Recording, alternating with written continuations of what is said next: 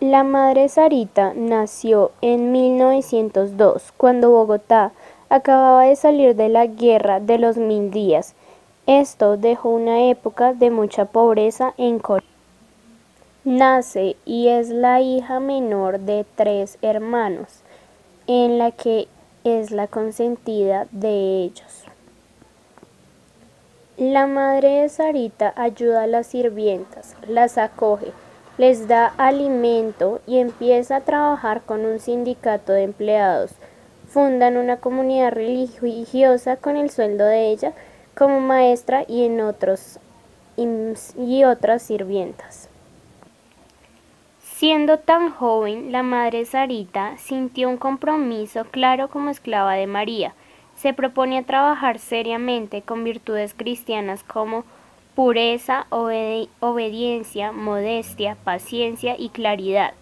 Comienza a realizar un diario espiritual con todos los acontecimientos y movimientos de la gracia de su alma. En ciertos momentos de su juventud tuvo bastantes tentaciones y atracciones que la sacaban de su vida cristiana, pero ella tomó una decisión radical y se dedicó a la ayuda de la Santísima Virgen y elige seguir al Señor como signo de fidelidad a sus compromisos. Días después del encuentro con el padre Martín Núñez, Sarita vive en otro ambiente espiritual muy marcado, ya que no le llama la atención las amistades que antes tenía.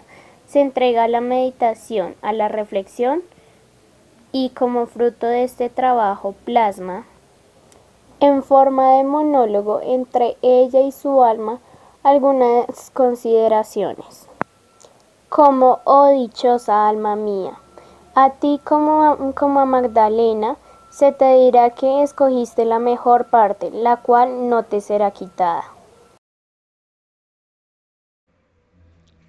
Inicia la obra de Nazaret el 25 de marzo de 1938 y el 11 de mayo del mismo año se inaugura la primera casa de Nazaret. El 25 de junio de 1945 la obra de Nazaret es reconocida como Pía Sociedad y el 29 de junio hace su profesión en la Tercera Orden de Santo Domingo. El 9 de noviembre de 1948 consagra oficialmente la congregación a Nuestra Señora del Rosario de Chiquinquirá y ella es ratificada como fundadora de la obra.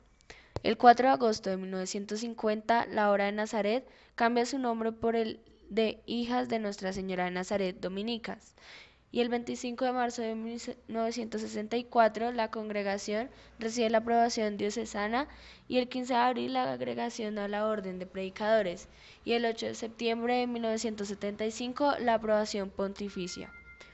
El 28 de marzo de 1980 recibe la aprobación diocesana y el 15 de abril la agregación a la Orden de Predicadores y el 8 de septiembre de 1975 la aprobación pontificia. El 28 de marzo de 1980 consuma la ofrenda de su ser al Señor, dejando huellas de santidad. María Sara fue una mujer con personalidad carismática, de aguda inteligencia intuitiva y profunda para captar la realidad de su tiempo. Bogotana desde su época y de su cultura, que sabe leer en los acontecimientos cotidianos el paso de Dios en la historia. Una mujer intrépida, valiente, audaz de naturaleza sencilla y tímida pero firme en sus decisiones, sensible pero capaz de resistir con heroísmo los embates de la tempestad, como roca firme, actualmente sierva de Dios y en proceso de canonización. Domingo de Guzmán nació en Caleruega, provincia de Burgos, en España, hacia el año 1170. Sus padres fueron Félix Núñez de Guzmán y Juana Garcés, llamada comúnmente Juana de Asa, beatificada en 1828, y tuvo 2 hermanos, Antonio y Manés. Este último fue uno de los primeros beatos dominicos.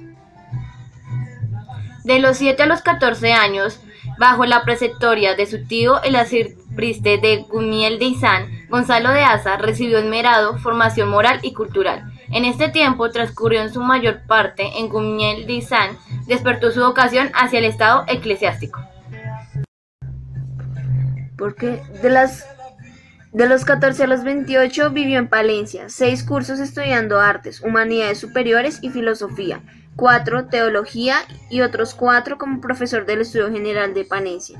Al terminar la carrera de artes en 1190, recibida la tonsura, se hizo canónigo regular en la Catedral de Osma. Fue en el año de 1191, ya en Palencia, cuando vende sus libros para aliviar a los pobres del hambre que asolaba Castilla. Al concluir la teología en 1194 se ordenó sacerdote y fue nombrado regente de la Cátedra de la Sagrada Escritura del Estudio de Palencia.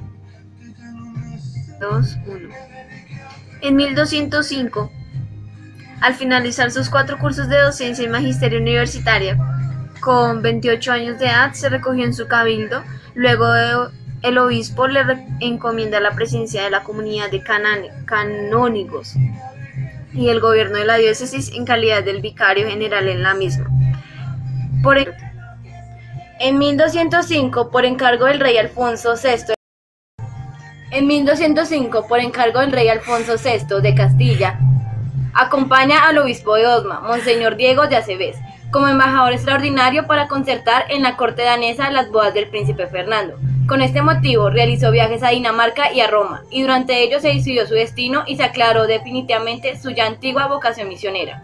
Convencido de que los herejes cátaros debían ser convertidos al catolicismo, comenzó a formar el movimiento de predicadores. De acuerdo con el Papa Inocencio III, en 1906, al terminar las embajadas, se estableció en Languedoc como predicador entre los cátaros y en 1206 estableció una primera casa femenina en Évreux.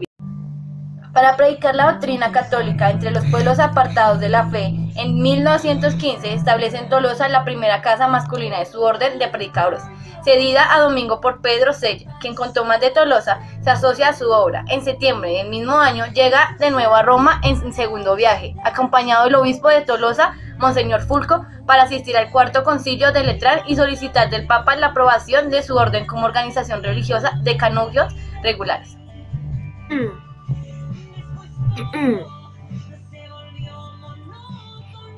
Por mandato del Papa Honorario III, en un quinto viaje a Roma, reúne en el convento de San Sixto a las monjas dispersas por los distintos monasterios de la ciudad para tener para los frailes el convento y la iglesia de Santa Sabina. Al año siguiente retorna a Francia y en el mes de agosto dispersa a sus frailes, envía 4 a España y 3 a París, y él decide marchar a Roma. Se dice que allí se manifiesta su poder taumatúrgico con numerosos milagros y se acrecienta de modo extraordinario el número de sus frailes. Meses después enviará a los primeros frailes a Bolonia. A finales de 1218 regresa a Castilla a recorrer Segovia, Madrid y Guadalajara.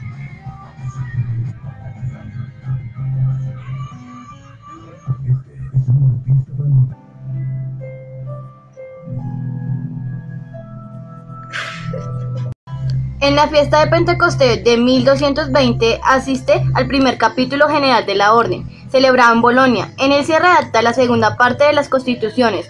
Un año después, en el siguiente capítulo, celebrado también en Bolonia, se acordará la creación de 8 provincias. Domingo de Guzmán contaba que veía a la Virgen sosteniendo en su mano un rosario y que le enseñó a rezarlo y le dijo que lo predicaban por todo el mundo, prometiéndole que muchos pecadores se convertirían y obtendrían abundantes gracias. El santo se levantó muy consolado y abrazó en celo por el bien de estos pueblos. Entró a la catedral y en ese momento sonaron las campanas para reunir a los habitantes. Con su orden claramente estructurada y más de 60 comunidades en funcionamiento, agotado físicamente, fallece el 6 de agosto de 1221, tras una breve enfermedad, a los 51 años de edad, en el convento de Bolonia. Con su orden claramente estructurada y más de 70 comunidades en funcionamiento, agotado físicamente, fallece el 6 de agosto de 1221, tras una breve enfermedad, a los 51 años de edad, en el convento de Bolonia. Sus restos permanecieron sepultados en la Basílica de Santo Domingo. En 1234, el Papa Gregorino IX lo canonizó. La Iglesia Católica celebra su fiesta el 8 de agosto. La ciudad capital de la República Dominicana lleva ese nombre en honor a él.